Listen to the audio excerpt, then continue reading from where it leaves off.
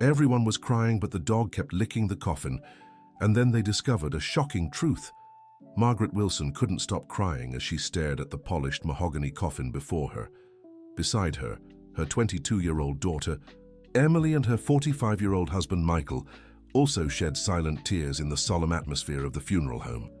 But something deeply disturbed Margaret during this moment of farewell. Rusty, the 7-year-old brown Labrador who had been part of the family for so long, wouldn't stop licking the side of the coffin where the body of Mrs. Eleanor, Emily's grandmother, and Margaret's mother rested. The dog's behavior was making everyone uncomfortable. "Rusty, stop that," Margaret whispered, trying to pull the dog away with the makeshift leash Michael had fashioned from a belt. "This isn't the time for that." But Rusty resisted. His front paws braced against the base of the coffin, while his pink tongue repeatedly touched the waxed wood. His brown eyes seemed fixed on something no one else could see. "Mom, he's been acting really strange since yesterday," Emily murmured, drying her eyes with a soaked tissue. "When we got back from the hospital, he started making these weird noises." Michael stepped closer and tried to pull Rusty away more firmly, but the dog just looked at him with an expression that seemed almost urgent, as if he were trying to communicate something important. "That dog is disturbing everyone here," grumbled Mrs. Gladys, a 70-year-old neighbor who had known Eleanor since childhood. "I don't know why they brought him here." Margaret felt embarrassed. She hadn't planned to bring Rusty to the wake, but when they tried leaving him at home, he had begun howling so desperately that the neighbors complained. Besides, Rusty and Mrs. Eleanor shared a special bond. The elderly woman always said he was her four-legged grandson. "He was very attached to Grandma," Emily defended, stroking the dog's head. "Let him say goodbye too." But Rusty didn't seem to be saying goodbye. On the contrary, his movements grew more frantic. He began scratching lightly at the side of the coffin, producing a sound that sent shivers down everyone's spines. The funeral had been arranged in haste. Mrs. Eleanor, 83 years old, had been found unconscious in her home the previous morning by Margaret, who always visited her with breakfast on Mondays. The doctors at Mercy Hospital said she had passed away during transport, the victim of a heart attack. At least it was quick, Dr. Harrison had told the family. She didn't suffer. Now, 24 hours later, relatives, friends, and neighbors had gathered at Eternal Peace Funeral Home to say their final goodbyes. The room was decorated with white flowers that gave off a sweet fragrance, contrasting with the salty tears still streaming down the faces of those present. Margaret looked around the funeral home's main hall. The walls were painted in soft beige tones, with heavy curtains filtering the natural light. Burgundy velvet chairs were arranged in rows, where about 40 people sat in respectful silence. Dear listener, if you're enjoying the story, please take a moment to like and especially subscribe to the channel. It helps us a lot as we're just starting out. Now, continuing. "Margaret, you need to do something about this dog," insisted her brother Robert, who had arrived from Milwaukee the night before. "People are starting to get uncomfortable." Robert Wilson, 51 years old, had always been more practical than Margaret. He worked as an accountant at a transportation company and had little patience for sentimentality. For him, animals were just animals, and funerals were too serious to allow for such distractions.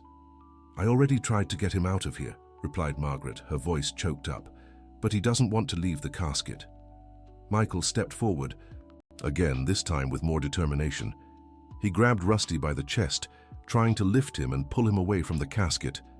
The dog struggled, letting out a low whimper that echoed through the silent hall. "Michael, don't force him," Emily pleaded. "You'll hurt him."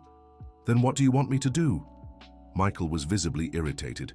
He had driven 3 hours from Indianapolis, where he worked as a sales manager, and he was tired.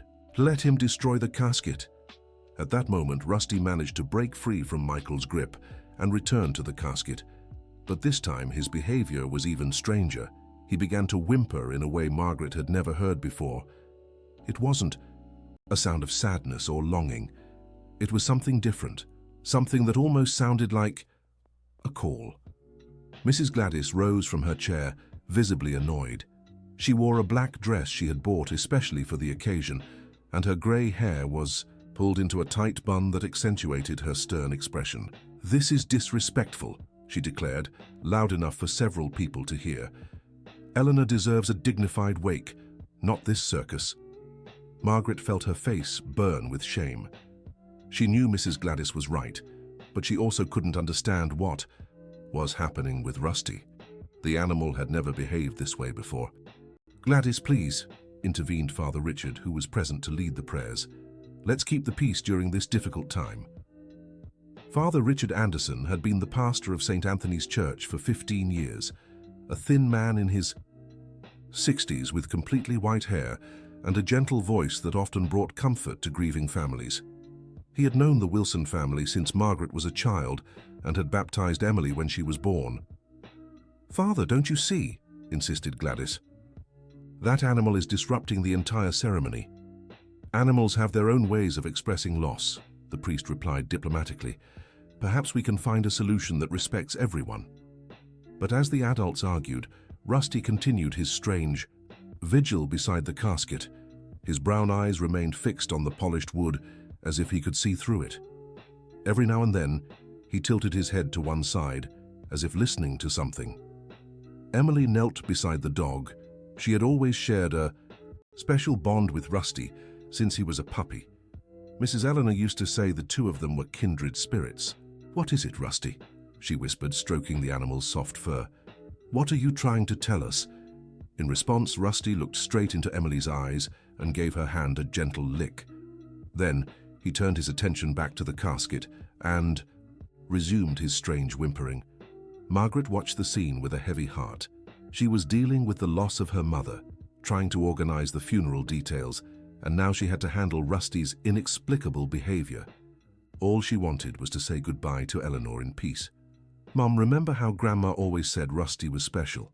Emily looked up at Margaret. "She said he could sense things we couldn't."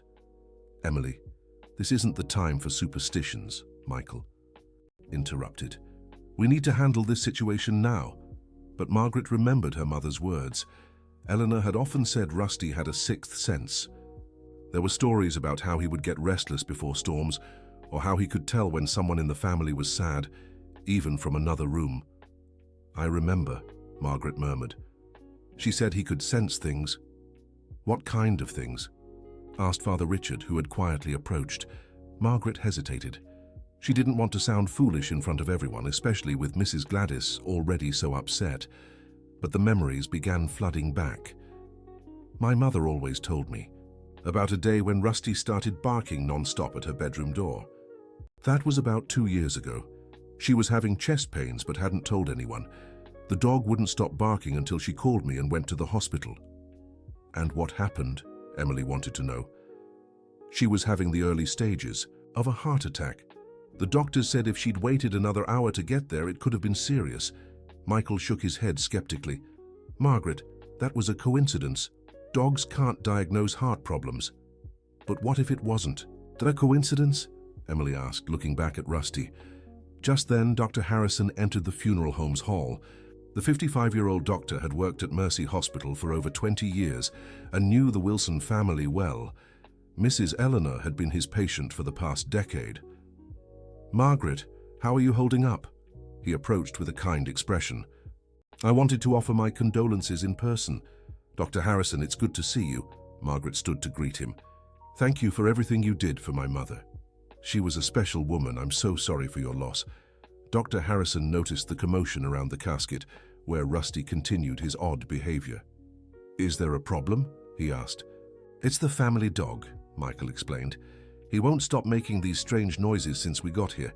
The doctor observed Rusty for a moment. As a veteran of many funerals and farewells, he'd seen all kinds of reactions from pets.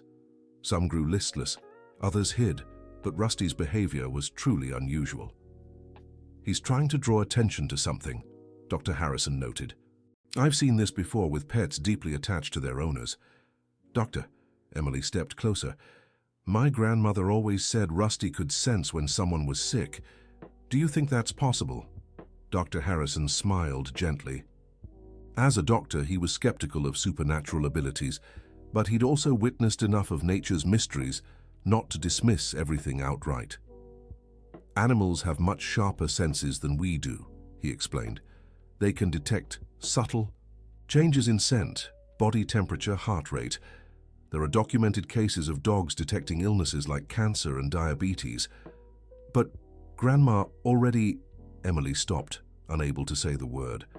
Yes, dear. Your grandmother passed yesterday. I confirmed it myself. Rusty, as if aware they were talking about him, intensified his whining. He began pacing in tight circles beside the casket, always keeping one paw touching the wood. This is getting ridiculous, Robert muttered. Margaret, you need to take that dog out of here now. Calm down, Robert. Margaret was torn between embarrassment and growing curiosity about Rusty's behavior. Let me think for a minute. Father Richard joined the group gathered around the casket. Having conducted hundreds of funerals in his career, he developed a practical wisdom for handling delicate situations. Perhaps we could try a different approach, he suggested. If Rusty needs to stay near the casket, we could rearrange the chairs so he has his space without disturbing the others. Father, with all due respect, Mrs. Gladys was clearly annoyed. This is a funeral, not a pet show. I understand your concern, Gladys, but we should also consider that Rusty meant a great deal to Eleanor. Perhaps she would have liked him to be here. Margaret felt her eyes fill with tears again. The priest was right. Her mother had adored Rusty as if he were a member of the family. In her final weeks, when Eleanor had grown weaker, Rusty had been a constant companion, never leaving her bedside. Do you remember how he was last week? Margaret asked Emily and Michael. When Mom was so weak, Emily nodded. He refused to leave her room. He slept on the floor beside her bed every night. And when we tried to take him out to eat or relieve himself, he'd run right back, added Michael, who, despite his irritation, had also noticed the animal's devoted behavior. Dr. Harrison listened to the conversation with growing interest. As a doctor, he was accustomed to observing patterns and symptoms. Rusty's behavior in recent weeks was beginning to form a picture that piqued his professional curiosity. Margaret, may I ask you something? Dr. Harrison stepped closer. When you found your mother yesterday, where exactly was she? In the living room, lying on the sofa. I thought she was asleep until I tried to wake her and... Margaret couldn't finish the sentence. Tears streamed down her face again. And Rusty, where was he when you arrived? He was lying on the floor, right beside the sofa. He didn't even move when I came in. It was strange because he usually greets me at the door. Dr. Harrison exchanged a thoughtful glance with Father Richard. There was something in that description that didn't quite align with what he had observed at Mercy Hospital. Doctor, is something wrong? Margaret noticed the concerned expression on the doctor's face. No, it's just, well, when your mother arrived at the hospital, some of her vital signs were, how should I put it, inconsistent with what we'd expect in a typical case. Michael stepped forward. What do you mean by inconsistent? Well, in cases of heart attacks, we usually see certain specific changes in the body. But with Eleanor, some of the indicators were different. Emily gripped her mother's arm. Different how? Dr. Harrison hesitated. He didn't want to give the family false hope, but he was also a professional committed to the truth. Her body temperature was higher than we'd expect, and some reflexes seemed present when they shouldn't have been. A heavy silence fell over the group. Rusty, as if sensing the tension in the air, grew even more restless. He stood on his hind legs, placing his front paws on the casket, and began whining in a way that sounded almost human. Doctor, Margaret's voice came out as a whisper. What are you trying to say? I don't know. Maybe I'm seeing things that aren't there. Losing a patient always affects me, especially someone I've known for so long. But Father Richard was watching the doctor's face intently. In his 15 years of ministry, he had learned to read people's expressions, especially in moments of crisis. Dr. Harrison, the priest said gently, if there's any doubt, wouldn't it be best to clarify it? What kind of doubt? Asked Robert, who had stepped closer upon sensing something important was happening. Dr. Harrison looked around at the group of family members, all wearing expectant and worried expressions. He knew his next words could change everything. There are some cases, very rare, where the body enters a state that can be mistaken for, well, for passing. It's called profound catalepsy. What's that? Emily asked. It's a condition where vital signs become so faint they're nearly undetectable. Breathing slows to almost nothing, the pulse nearly disappears, and body temperature drops drastically. Margaret felt as if the ground were moving beneath her feet. Doctor, are you saying my mother might be? I don't know. I truly don't. I know, but this dog's behavior, combined with some inconsistencies I noticed yesterday, maybe it's worth checking. Mrs. Gladys, who had overheard the entire conversation, stepped closer with a shocked expression. You can't be serious, she said. Eleanor was examined by doctors. They know what they're doing. Gladys is right, agreed Robert. Doctor, with all due respect, perhaps you're being influenced by the dog's behavior. But Rusty, as if understanding he was finally being heard, intensified his efforts. He began gently scratching the casket, always in the same area, near where Eleanor's head would be. Michael looked at Margaret, then at Dr. Harrison, then at Rusty. What exactly are you suggesting, Doctor? I think we should open the casket and check Eleanor's vital signs again. The doctor's words fell like a bomb on the group. Several people sitting in nearby chairs turned their heads, trying to understand what was happening. Margaret stood completely still for several seconds. The possibility Dr. Harrison was suggesting was both the most terrible and most wonderful thing she could imagine. But if she really is... Margaret couldn't finish the sentence. If she's alive and we do nothing, it'll be too late, Dr. Harrison finished. Emily looked at Rusty, who continued his determined vigil beside the casket. He knew, she whispered. Rusty knew all along. This is insane, declared Robert. You want to open the casket in the middle of a funeral based on a dog's behavior. It's not just the dog's behavior, Dr. Harrison defended. It's the inconsistencies I noticed yesterday, plus the fact that cases of deep catalepsy, though rare, have been documented in medical literature. Father Richard stepped between the agitated group and the rest of the wake attendees, trying to keep the conversation discreet. If there's a possibility, however remote, shouldn't we at least consider it? He asked softly. Margaret looked around the room. 40 people had come to say goodbye to her mother. Expensive flowers had been bought. The funeral had been arranged. Everyone was dressed in mourning. The idea of interrupting everything based on an uncertain theory seemed absurd. But then she looked at Rusty. The animal hadn't stopped his devoted vigil for even a second. His brown eyes seemed to plead for someone to understand what he was trying to communicate. Mum? Emily grabbed Margaret's hand. What if it's true? What if Grandma really needs us? Michael shook his head. And what if it's not? Are we going to traumatize everyone here, including the two of you, over a crazy theory? It's not crazy, insisted Dr. Harrison. Unlikely, yes, but not impossible. At that moment, Rusty did something no one expected. He stopped whimpering and looked directly at Margaret. Then, very slowly, he lay down beside the casket and rested his head on his paws, as if making a respectful bow. He's begging, whispered Emily. Look at him. Rusty is begging us to listen. Margaret felt something stir in her chest. A mix of desperate hope and absolute terror.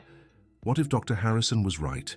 What if her mother was really there, in some state between life and death, waiting for help? But what if he was wrong? What if she opened the casket and confirmed her mother's loss in front of all their friends and family? I need a minute to think, said Margaret, sitting heavily in one of the nearby chairs. Mrs. Gladys approached and sat beside her. Margaret, dear, her voice was gentler now, I understand you want to cling to any hope, but sometimes we need to accept when it's time to let go. I know, Gladys, I know it sounds crazy, but what if it's not? Mrs. Gladys placed a hand on Margaret's shoulder. Are you prepared to face the pain twice? It was a valid question. Margaret had already gone through the process of accepting her mother's loss once. Having to do it again, especially in public, would be devastating. But then she remembered all the times her mother had trusted Rusty's instincts, like that time with the heart attack, or when he had barked insistently toward the kitchen, and they later discovered a gas leak from the stove, or when he had refused to let Mrs. Eleanor leave the house on a seemingly normal day, only for them to later learn there had been a serious accident right on the corner where she usually walked. Dr. Harrison, Margaret looked up at the doctor. If we open the casket and my mother really is in catalepsy, what happens? It depends on how long she's been in that state. If it's less than 48 hours, and if we can reverse it, there's a chance of full recovery. And if it's more than 48 hours? Dr. Harrison hesitated. The chances decrease significantly. Margaret glanced at the clock on the funeral home wall. It was 3:15 p.m. on Tuesday. She had found her mother on Monday morning around 9 o'clock. That meant just over 30 hours had passed. "We're still within the window," she murmured. Michael stepped forward and knelt before his wife. "Margaret, I'll support whatever decision you make. But I want you to think carefully. This will change everything for you, for Emily, for the whole family." "I know." Margaret looked back at Rusty, who remained in silent vigil. "But I won't be able to live with the doubt." Father Richard approached quietly. "If you decide to check, we can do it privately. We don't need to involve everyone present until we know for sure." "How?" asked Robert. "We can ask people to step out briefly for refreshments in the next room. Say there's a technical issue that needs to be addressed." Margaret looked around, once more. Her decision would affect not just her, but Emily, Michael, Robert, and everyone else who had come to pay their respects. "Emily," she called to her daughter, "what do you think?" Emily looked at Rusty, then at the casket, then at her mother. "Mom, if there's even a small chance Grandma needs us, I think we should try." Michael took a deep breath. "And I think the two of you would regret it for the rest of your lives if you didn't." Robert shook his head disapprovingly but said nothing. Margaret made her decision. "Dr. Harrison, we'll check." The doctor nodded gravely. "I'll need my stethoscope.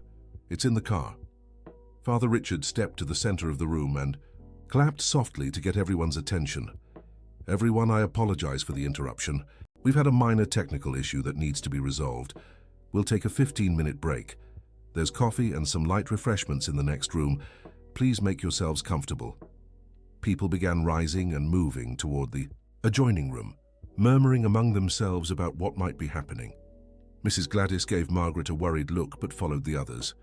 Within minutes, only the immediate family, Dr. Harrison and Father Richard, remained in the main hall. The funeral home attendant, Mr. Jenkins, who had overseen the entire preparation process, approached with a puzzled expression. "Any trouble, Dr. Wilson?" he asked respectfully. Mr. Jenkins had worked at Eternal Peace Funeral Home for over 20 years and had never faced a situation like this. "Mr. Jenkins," Margaret took a deep breath, "we need to open the casket for a few minutes." The man looked visibly shocked. "Ma'am, this is highly irregular. Once the casket is sealed—" "It's a medical emergency," interrupted Dr. Harrison, returning with his stethoscope. "There are concerns there may have been an error in the initial diagnosis." Mr. Jenkins looked from Dr. Harrison to Margaret, clearly torn between his professional duties and the unprecedented situation before him. I'll need to document this," he finally said. "And I'll need everyone to sign a liability waiver." "That's fine," Margaret agreed. "Do whatever's necessary." As Mr. Jenkins left to fetch the paperwork, Dr. Harrison approached the casket. Rusty, who had remained quiet throughout the discussion, lifted his head and looked directly at the doctor as if approving of his presence. "Rusty, move, boy," Margaret called gently to the dog. "Let the doctor work." To everyone's surprise, Rusty obeyed immediately, stepping back just enough to give the doctor space, but staying close, watching every move. Mr. Jenkins returned, with a stack of papers and a deeply troubled expression. "In 20 years I've never seen anything like this," he murmured, as Margaret signed the documents. "I hope you know what you're doing." "We hope so too," Michael whispered. With the papers signed, Mr. Jenkins and Dr. Harrison began the process of opening the casket.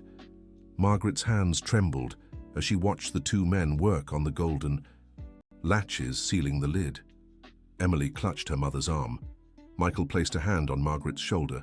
Robert stood slightly apart, clearly uneasy with the whole situation. Father Richard murmured a silent prayer. "There," Mr. Jenkins announced, as the last latch was released. From here, it's up to you. Dr. Harrison looked at Margaret. Are you sure? Margaret nodded, unable to speak. Very slowly, Dr. Harrison lifted the casket lid. Eleanor Margaret Thompson lay there, exactly as Margaret remembered seeing her the morning before. Her grey hair was neatly arranged, her skin bore the characteristic pallor, and she wore her favourite blue dress, the one she always wore to Sunday Mass. But something was different, something Dr. Harrison noticed immediately. Her skin colour has changed, he murmured, leaning closer. Yesterday she was paler.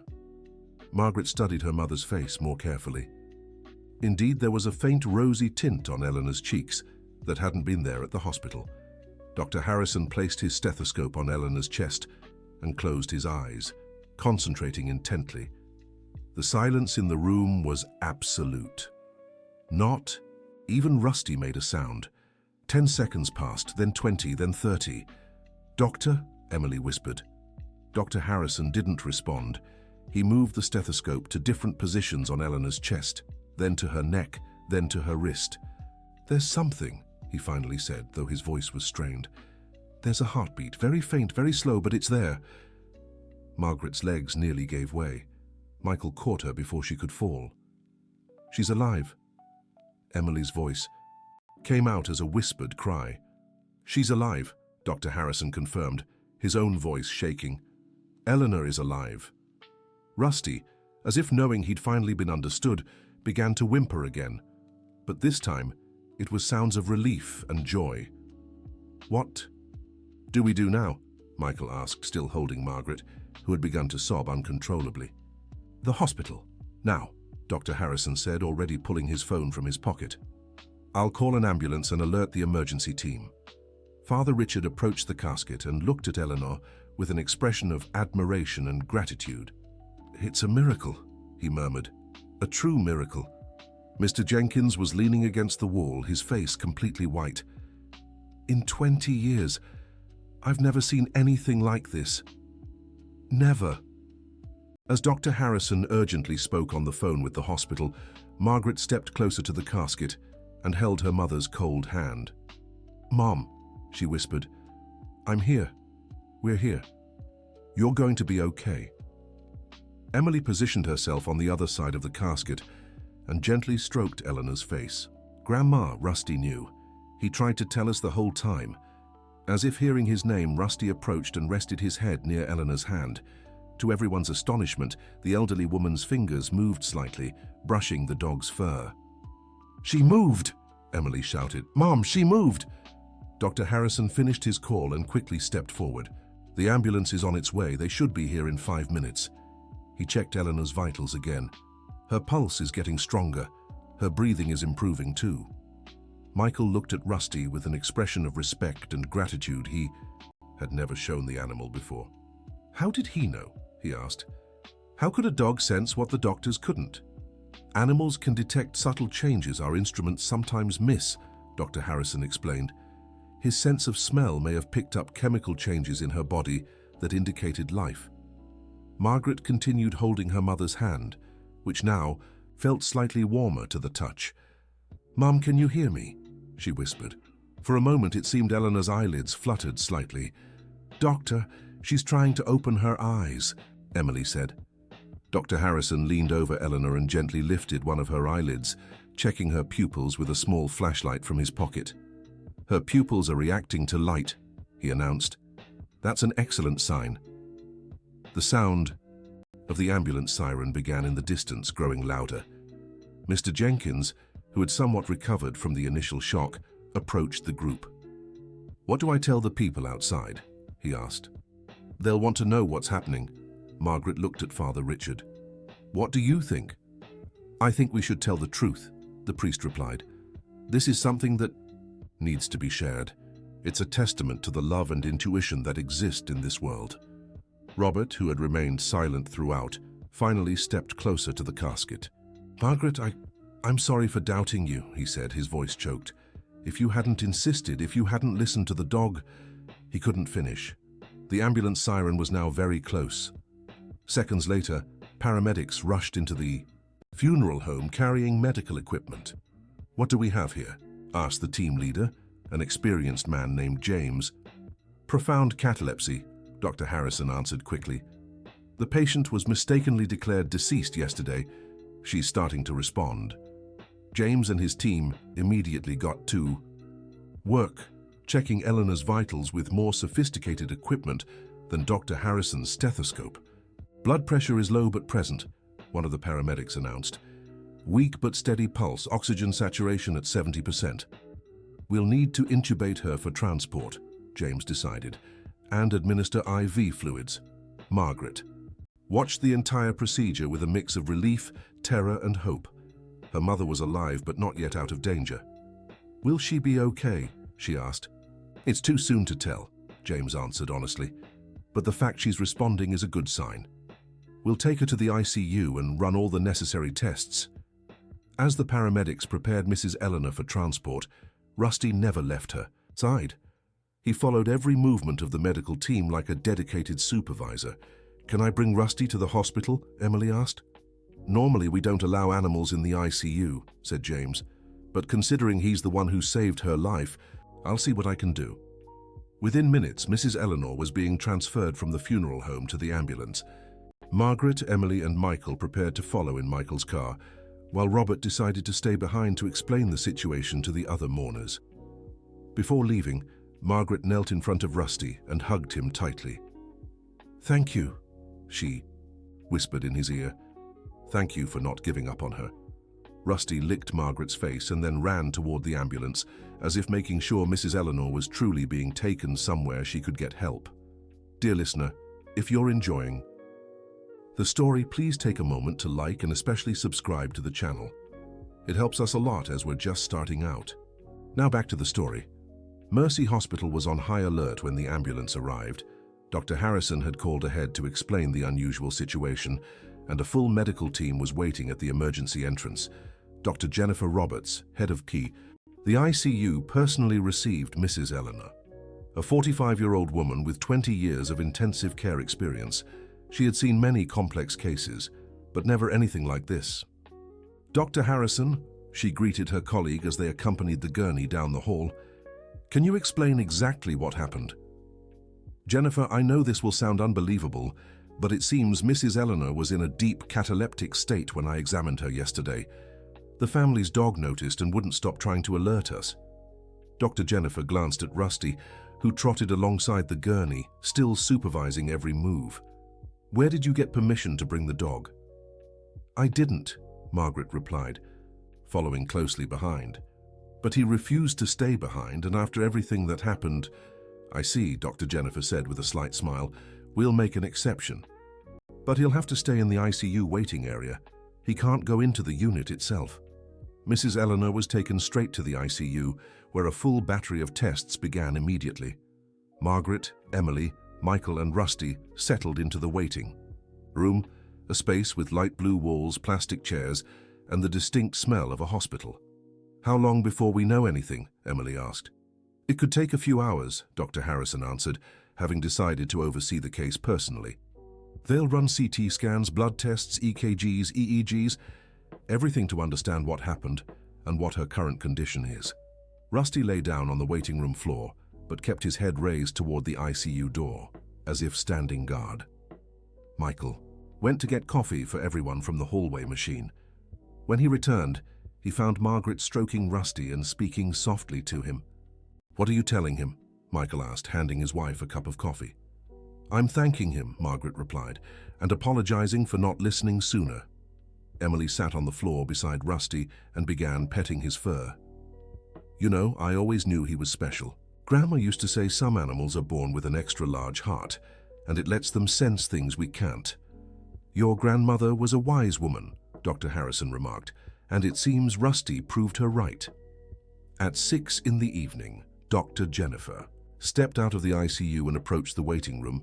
Her expression was serious but not discouraging. "How is she?" Margaret stood up immediately. "Much better than we expected," replied Dr. Jennifer.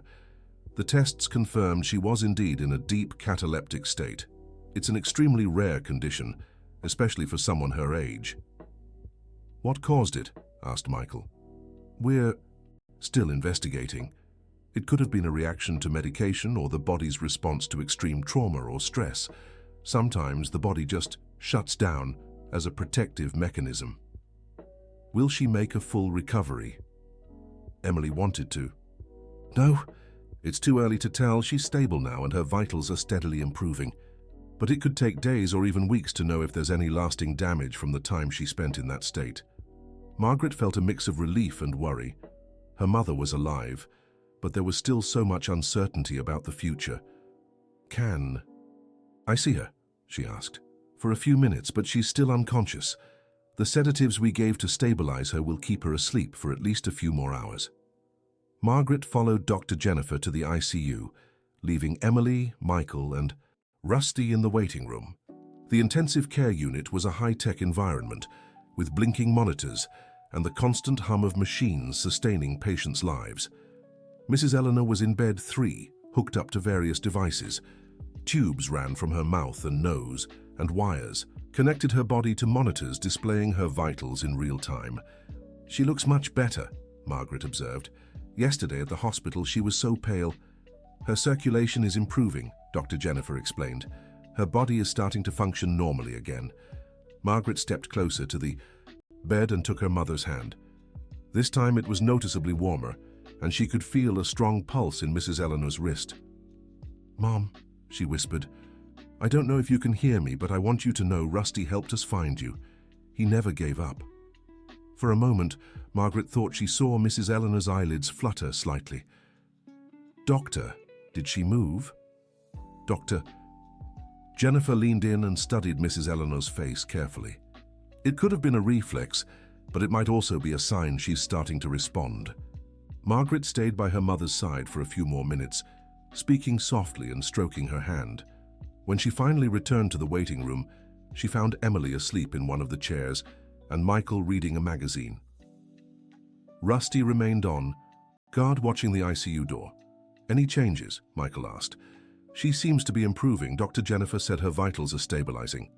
So what do we do now?" "We wait," Margaret replied, sitting beside her sleeping daughter, "and trust that she's strong enough to pull through." Dr. Harrison approached. "Margaret, I'm heading home now, but I've left my number with the ICU staff. They'll call me if there's any change." "Doctor," Margaret took his arm, "how can I thank you for what you did today?" "Don't thank me. Thank Rusty." Dr. Harrison glanced at the dog, who lifted his head as if he knew they were talking about him. He's the real hero of this story. After Dr. Harrison left, the family settled in for a long vigil. Michael fetched blankets from the information desk for Emily, who had briefly woken but soon dozed off again. Margaret couldn't relax. Every sound from the ICU made her tense. Around 9 in the evening, a nurse stepped out of the ICU and approached Margaret. "Mrs. Wilson, I'm Ashley, Dr. Jennifer's nurse. Your mother is starting to show signs of awareness." Margaret's heart raced. "What does that mean?" "It means she's responding to stimuli. When we speak to her, her eyelids move. When we touched her hand, she slightly squeezed our fingers. Can I see her?" "Of course, but please speak softly, and don't try to wake her forcefully. Let her regain consciousness at her own pace." Margaret woke Emily and Michael, and the E3 followed Ashley to the ICU. Rusty tried to follow them, but was gently stopped by a security guard. "Sorry, buddy," said the guard who had followed the whole story during his shift. "You've already done your part, now let the doctors take care of her." When they reached Mrs. Eleanor's bedside, Margaret immediately noticed the difference. Her mother's face had more color, and her breathing seemed more natural even with the help of the machines. "Mom," Margaret leaned in and spoke softly. "It's me, Margaret. Emily and Michael are here too."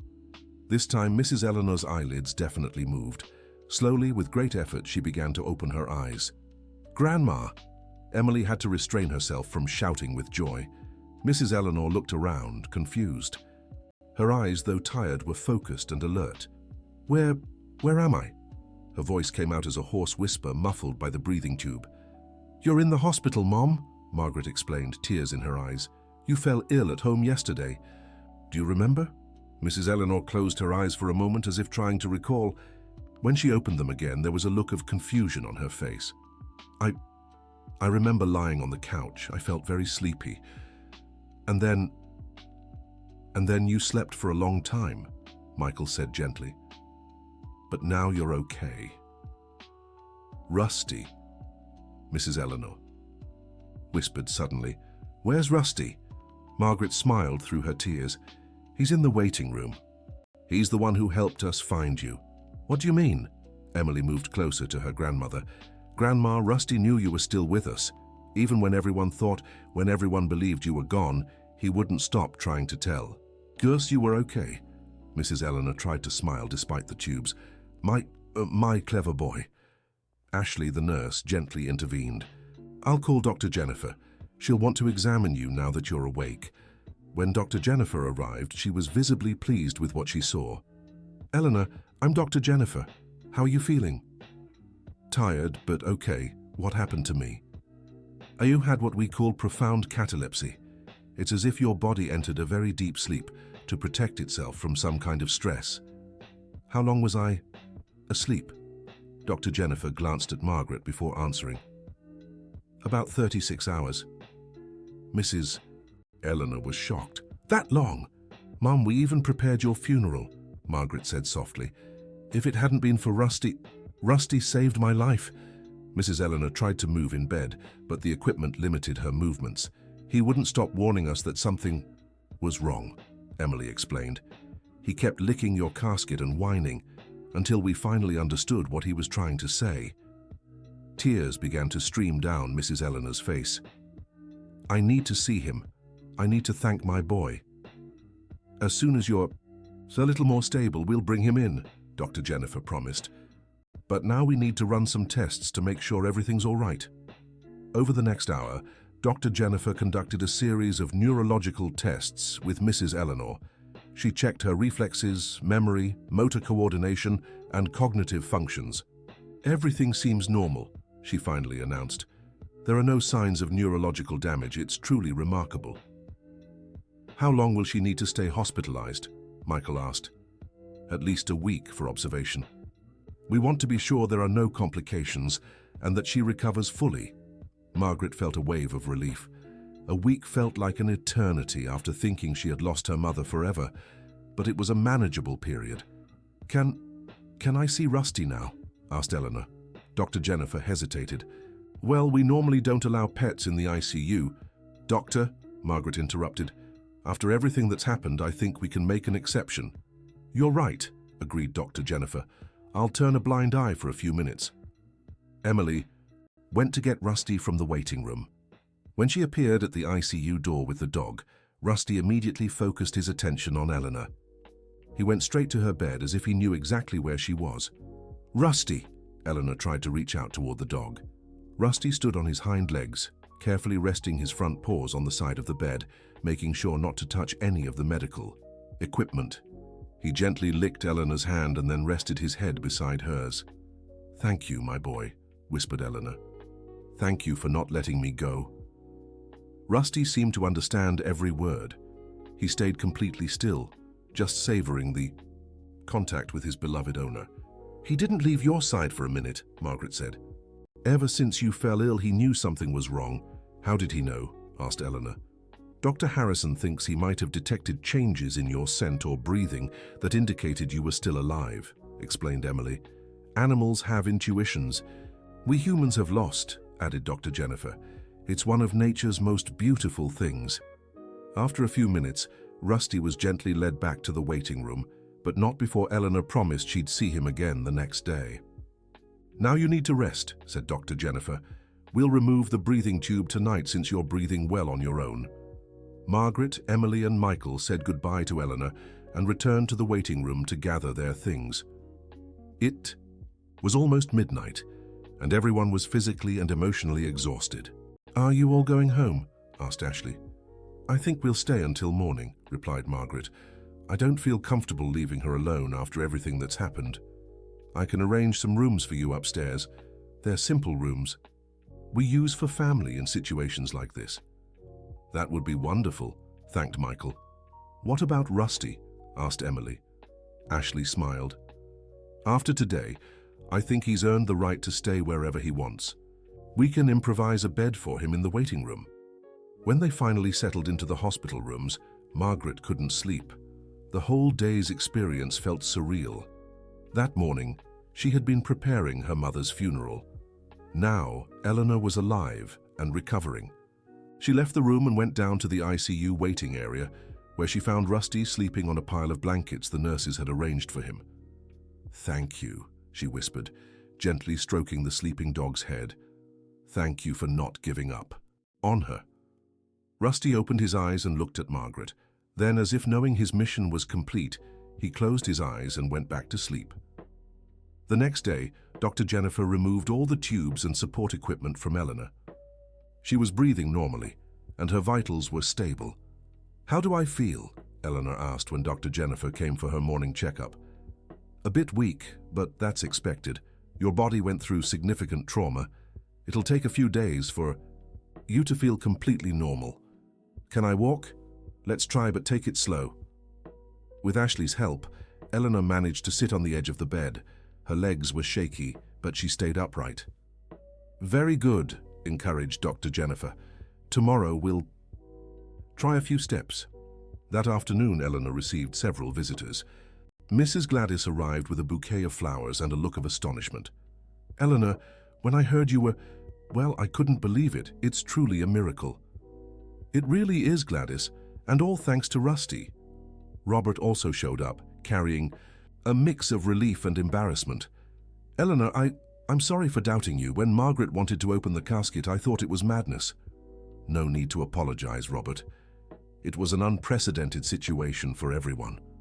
Father Richard came in the late afternoon, bringing a Bible and an expression of deep gratitude. "Eleanor, in 40 years of ministry, I've never witnessed anything like what happened yesterday. It was truly the hand of God working through Rusty. Father, I also feel it was a second chance. I don't know why I was given this opportunity, but I'll make the most of it." Dear listener, if you're enjoying the story, take a moment to like and especially subscribe to the channel. It helps us a lot as we're just starting out. Now continuing. Over the following week, Eleanor made steady progress. On the third day, she was walking down the ICU hallway with the help of a walker. By the fifth day, she could walk short distances on her own. Rusty visited every day, always supervised by a family member. He seemed to have developed a new sense of responsibility toward Eleanor, never straying too far from her when he was around. "I think he's afraid it might happen again," Emily observed during one visit. "Animals are very intuitive about these things," Dr. Jennifer commented. "It's possible he's feeling some insecurity after the trauma." On the seventh day, Dr. Jennifer delivered the news everyone had been waiting for. "Eleanor is ready to go home. All her tests are normal and she's made a full recovery." Margaret felt a wave of joy and relief. "Really? She's okay?" "Better than okay. I'd say she's in better shape now than before the incident." "How is that possible?" "Sometimes a trauma like this can act as a reset for the body. It's like she's undergone a complete tune-up." When Margaret shared the news with Eleanor, the elderly woman burst into tears of joy. "I'm going home, really? Really, Mum, and Rusty is waiting for you. How do you feel about everything that's happened?" Dr. Jennifer asked. Eleanor thought for a moment before answering. "I feel grateful. Grateful for a family that never gave up on me, for a dog who loves me so much, and for being given a second chance at life. And what do you plan to do with that second chance? Live each day like it's a gift, because now I know it truly is." On the day of her discharge, a small crowd gathered at the hospital entrance to welcome Eleanor. Alongside family, there were hospital staff, neighbors, and even some people who had heard the story in the local news. Rusty was especially excited, circling Eleanor's wheelchair as if to make sure she was really coming home. "Easy, Rusty," Eleanor laughed. "I'm not disappearing again." Dr. Harrison was there to say goodbye. He had followed her case all week, fascinated by her recovery. "Eleanor, it's been a privilege caring for you. And Rusty, you're officially my canine consultant from now on." Rusty responded by licking the doctor's hand. During the drive home, Eleanor watched the familiar scenery through the car window. Everything seemed more vivid, more beautiful than she remembered.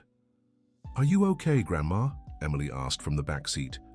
"Better than okay, sweetheart. It's like I'm seeing the world with new eyes." When they arrived at Eleanor's house, she was moved to see that Margaret had decorated the entire entrance with flowers and welcome back banners. "You didn't have to do this," she protested. "Yes, we did," Margaret replied. "You came back from the dead, Mom. If that doesn't deserve a celebration, what does?" Rusty ran ahead, as if wanting to make sure the house was safe for Eleanor's return. He did a full inspection of every room before coming back to escort her to the living room. "All approved by the head of security," Michael joked.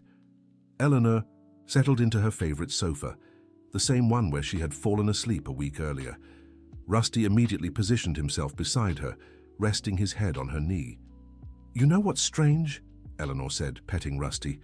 "I remember dreaming the whole time, and in my dreams I could hear Rusty calling me, telling me not to leave. Do you think he really managed to communicate with you?" Emily asked.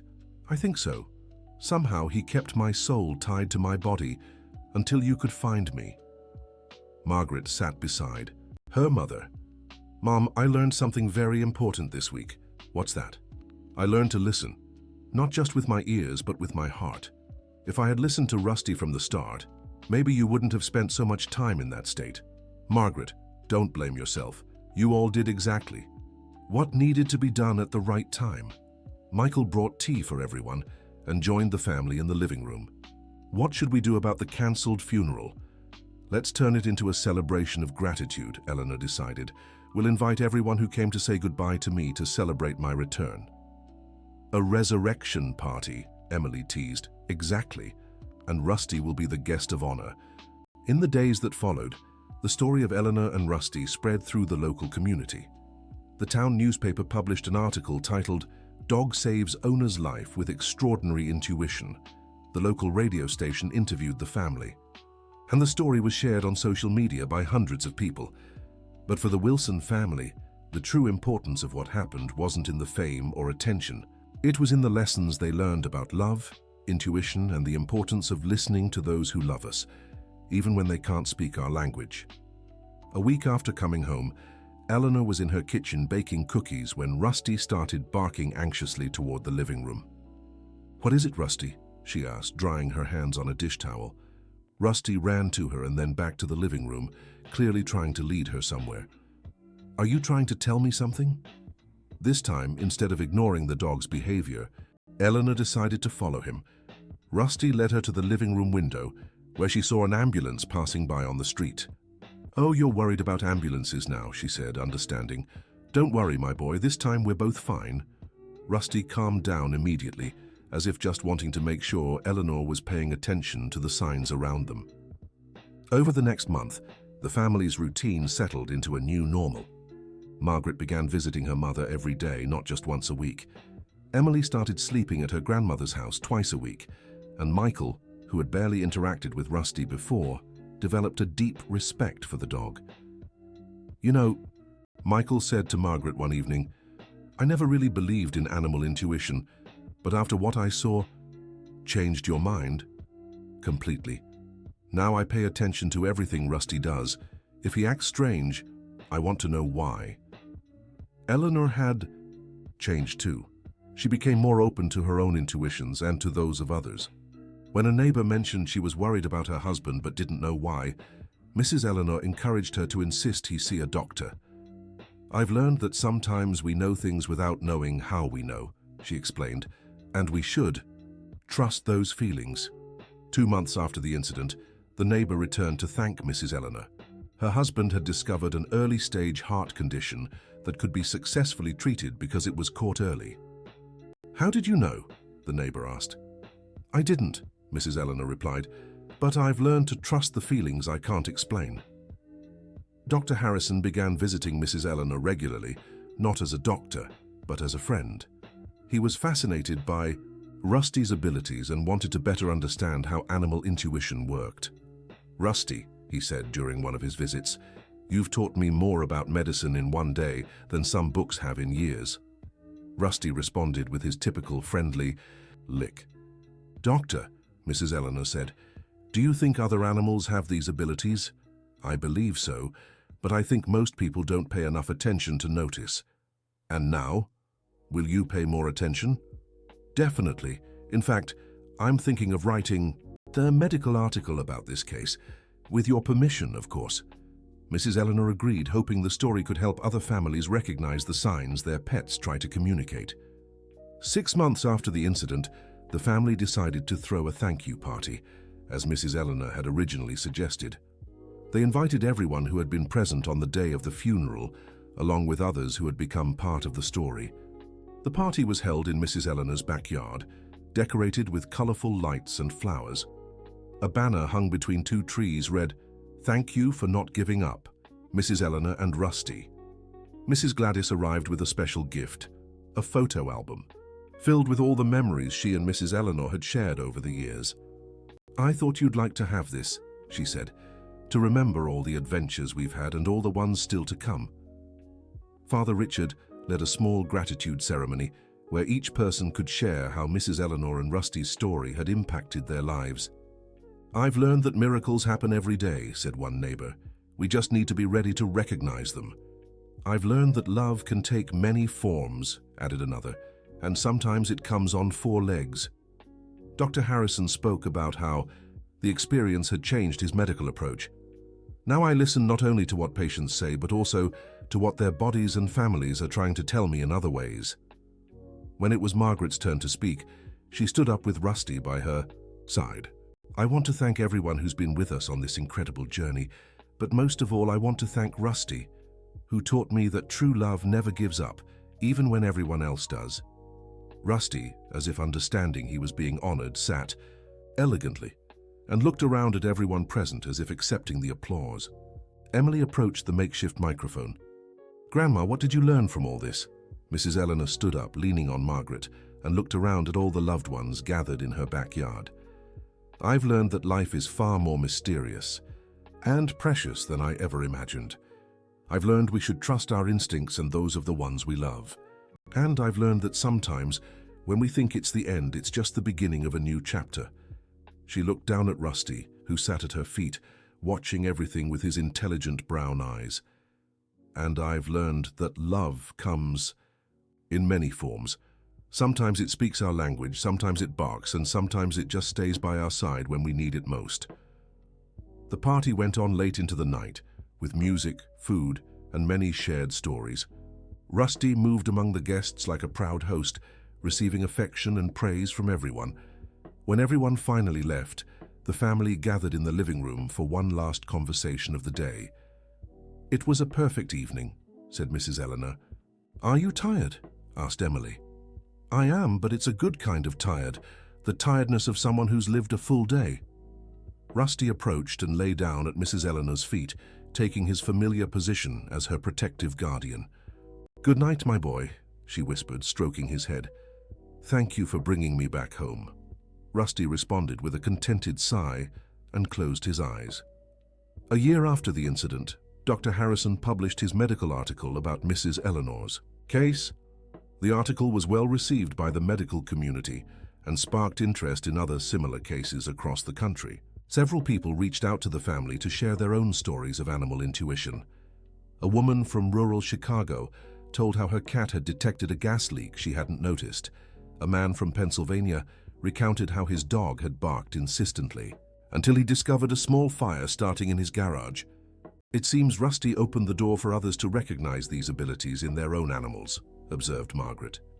Mrs. Eleanor, now 84, was more active and healthier than she had been in years. She credited her renewed vitality to her experience with catalepsy. "It's like I went through a complete recharge," she often said. "My body rested fully, and now it has new energy." Rusty, also a year older, remained as loyal a companion as ever. But there was something different about him too. He seemed to have developed a new confidence, as if he knew he had fulfilled an important mission in life. "Sometimes I think he feels proud of what he did," Emily remarked during a visit. "And he should," replied Mrs. Eleanor. "He saved my life and taught us all valuable lessons about love and intuition." Dr. Jennifer, who had become a family friend after the case, visited occasionally to check on Mrs. Eleanor's recovery. "Medically speaking, your recovery has been exceptional," she said during one visit. "But emotionally, I think it's been even more remarkable." "How so?" "You seem to have an inner peace you didn't have before." As if you found something during that time of deep sleep. Mrs. Eleanor reflected on the doctor's words. I think I found a new understanding of what truly matters in life and how we're all connected, even with our pets. That night, as Mrs. Eleanor prepared for bed, Rusty took his usual spot on the floor beside her. She looked at him and smiled. You know, Rusty, I never properly thanked you for what you did for me. Rusty lifted his head and looked at her with his expressive eyes. You gave me so much more than a second chance at life. You gave me a new perspective on love, on family, and how we should take care of each other. She bent down and gently stroked the dog's head. You're so much more than a pet, my dear. You're a four-legged angel God placed in our lives to teach us about unconditional love. Rusty leaned in and gave Mrs. Eleanor's hand a loving lick, as he always did before bed. Good night, my hero, she whispered. Thank you for never giving up on me. As the house settled for the night, Rusty stayed awake a few minutes longer, watching Mrs. Eleanor's steady, peaceful breathing. Only when he was certain she was sleeping soundly did he allow himself to fully relax. Outside, a gentle breeze swayed the window curtains, and the full moon illuminated the room where a woman slept soundly, protected by the watchful love of her four-legged companion. 2 years after the incident, the family received an unexpected call. It was a television producer from Chicago interested in making a documentary about Eleanor and Rusty's story. It wouldn't be intrusive at all, the producer explained during a visit. We want to show how animal intuition can save lives and how we should pay more attention to our pets. Margaret looked at her mother and Rusty. What do you think? I think if our story can help others recognize the signs their animals are trying to give, we should share it, Eleanor replied. And you, Rusty? Emily teased. Ready to be a TV star? Rusty answered with a short bark, as if agreeing. The documentary was filmed over a week. The production team was amazed by the special bond between Eleanor and Rusty, and by the transformation the whole family had experienced after the incident. You have a very special connection, the director observed. It's rare to see such a strong bond between humans and animals. Rusty taught me that love doesn't need words, Eleanor explained to the camera.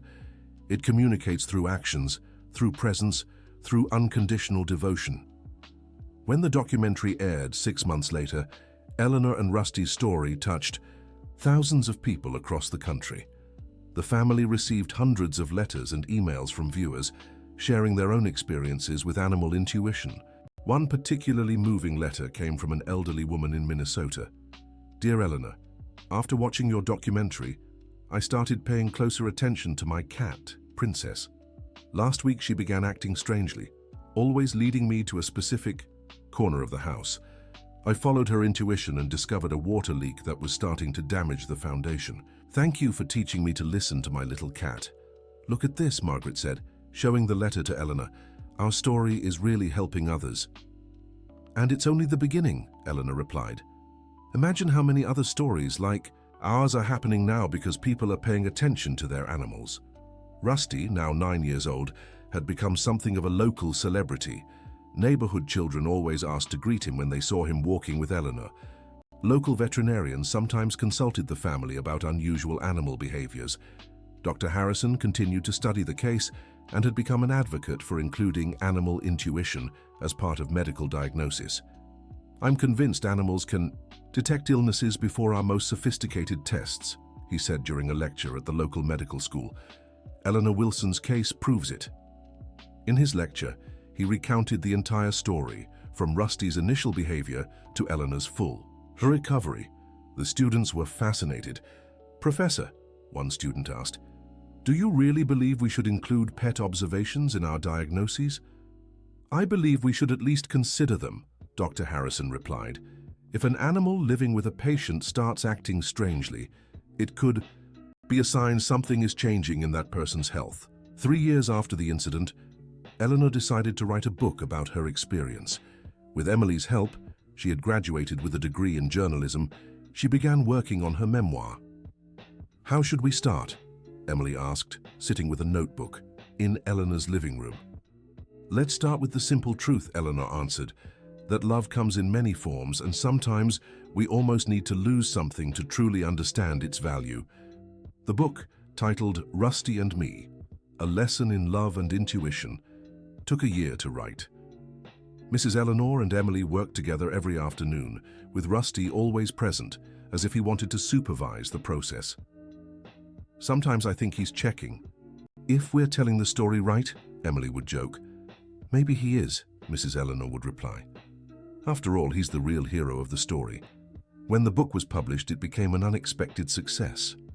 Bookstores in several cities organized signing events, always with Rusty present as the unofficial co-author. During a signing in Indianapolis, a woman approached with tears in her eyes. "Your book saved my relationship with my dog," she said. "I was considering giving him up because I thought he was causing me trouble. But after reading about Rusty, I realized he was trying to warn me about a problem in my home." "What kind of problem?" Mrs. Eleanor asked. "Mold on my bedroom wall. He wouldn't stop scratching one specific spot, and I thought he was just being stubborn. But when I had it checked, we found serious water damage causing the mold. If it hadn't been caught, it could have led to serious respiratory issues for me and my children." Stories like this became common. The book was literally saving relationships between people and their pets, and in some cases, saving lives.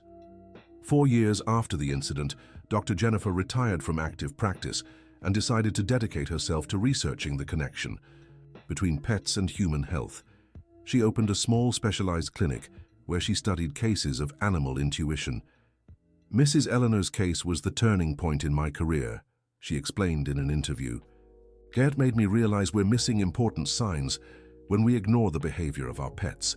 Her clinic began receiving cases from all over the country. People brought their animals so Dr. Jennifer could interpret unusual behaviors that might indicate health issues in their owners. In one striking case, a dog started barking insistently whenever his owner sat in a particular chair. Dr. Jennifer discovered the chair was exposing the man to radiation from a faulty electronic device. "Rusty inspired an entirely new field of study," Dr. Jennifer said during a visit to Mrs. Eleanor. "Animals as health detectors." "He'd be proud to know that," Mrs. Eleanor replied, stroking Rusty, who was now 10 years old and moved a little slower, but remained as alert as ever. 5 years after the incident, the family decided to organize an annual conference on animal intuition and human health. The event attracted veterinarians, doctors, researchers, and pet owners from across the country. Dr. Harrison was the keynote speaker, sharing Mrs. Eleanor and Rusty's story with an audience of over 500 people. 5 years ago, I was a doctor skeptical of anything that couldn't be measured or tested, he said. Today, I believe animals can be our best partners in early disease detection. Mrs. Eleanor also spoke at the conference, now 88 but still vibrant and eloquent. Rusty taught me that we must listen with more than just our ears, she told the crowd. We must listen with our hearts, our intuition, and our willingness to trust those who love us, even when they communicate in ways different from our own. Rusty, now a distinguished canine elder, lay at Mrs. Eleanor's feet on stage. Occasionally, he lifted his head to observe the audience, as if checking that everyone was paying attention. During the conference, Dr. Jennifer presented data from her research over the past few years. We've documented over 200 cases where pets alerted their owners to health issues that hadn't yet been diagnosed by doctors, she reported. The accuracy rates are impressive. A veterinarian in the audience raised their hand. Dr. Jennifer, how can we train pet owners to recognize these signs? That's an excellent question. We're developing an educational program that teaches people to observe subtle changes in their pet's behavior and when those changes might indicate health problems. After the conference, many people approached Mrs. Eleanor to share their own stories. A young woman held a cat in her lap. My cat Whiskers started behaving just like Rusty, she said. She kept scratching the same spot on my body.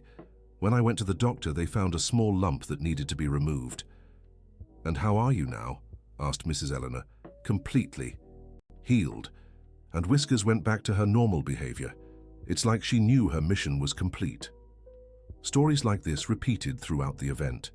Each one reinforced the central message Mrs. Eleanor and Rusty had shared with the world, that we should pay attention to the signs of love around us, even when they come from unexpected sources. At the end of the conference, Father Richard, now retired but still active in the community, offered a special blessing.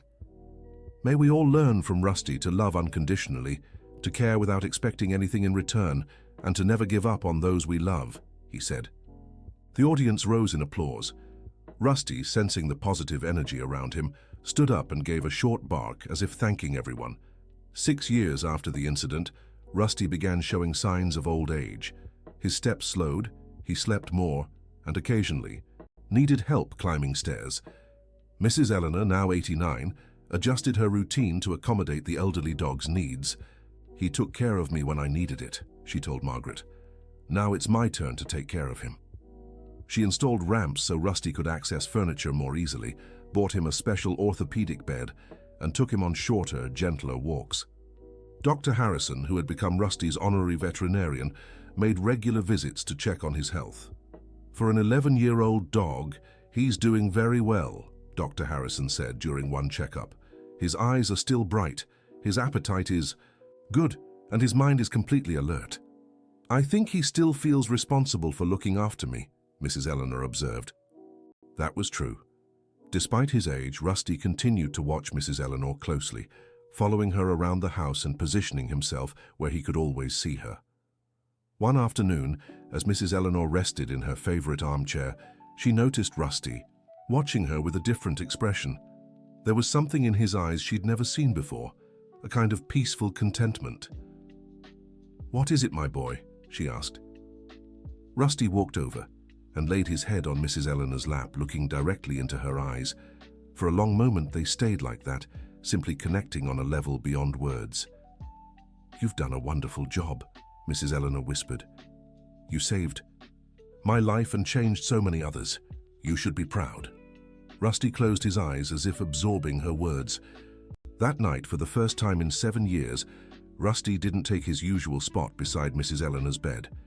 Instead, he lay on his own pillow in the corner of the room, still watching her.